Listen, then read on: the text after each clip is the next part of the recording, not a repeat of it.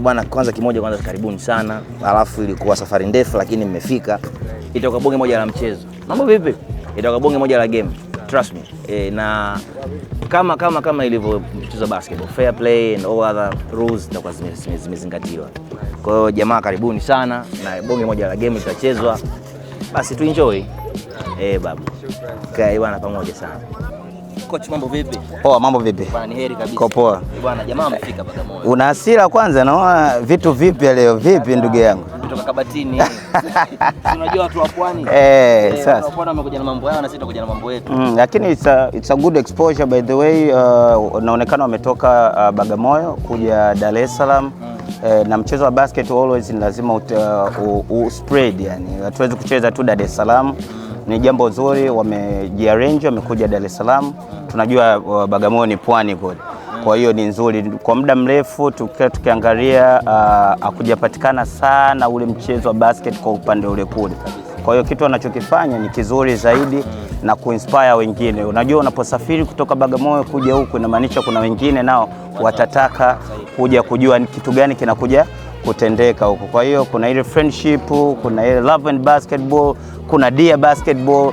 Kwa hiyo kwa ukiangalia katika huo mlolongo wote wanaweza kupata kitu kizuri kwa upande wa leo, especially umekutana na mtu kama wewe, umekutana na mtu kama mimi. Kwa hiyo ukiachana na basket kuna vitu vingi vya kujifunza, different idea kushare.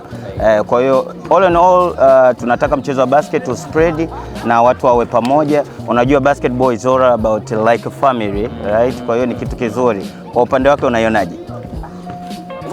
Itakuwa tamu, lakini mimi labda unaweza kunishare kwa sababu wewe ni coach mzoefu zaidi.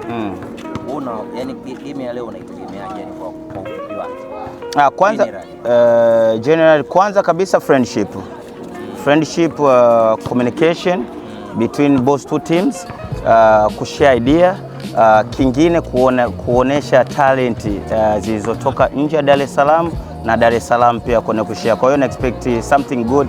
Kwa ukiangalia kuna wachezaji kama Salifu yupo ambao anacheza vijana, kuna yule pale anaitwa nani ambao anacheza Slelio Benson ambao anacheza Slelio. Kwa umeona kuna product ambao ndani zipo ambao zinacheza ligi ya Dar es Salaam, wakienda kukutana wanaweza kupata kitu kizuri zaidi. Alafu by the way mimi nimekuwa kocha wa timu ya Pwani katika Taifa Cup. Kwa hiyo ni mkoa wangu. Basi mimi nadhani tutakabonge moja la game. Coach, shukrani sana, nikutakie bwana kila la heri. Thank you so much na na expect kuona game nzuri, ndio maana tuko hapa bro. Let's go. Uko tayari? Personally niko fiti. Nasubiri kipenga. Twende tukaruke. Twende tukaenjoy basketball. Mchezaji ni yule. Game ni ile. Kwa hiyo cha kwanza ili ushinde game lazima uwe na defense nzuri.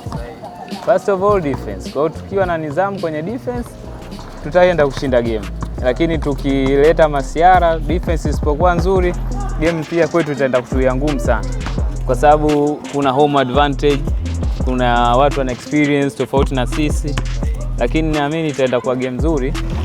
Game nzuri sana. Inshallah Mungu akipenda.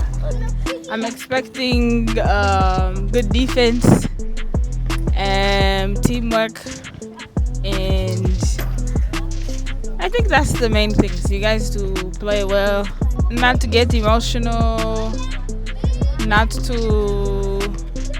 to become a different team, like continue to keep the integrity of the team together.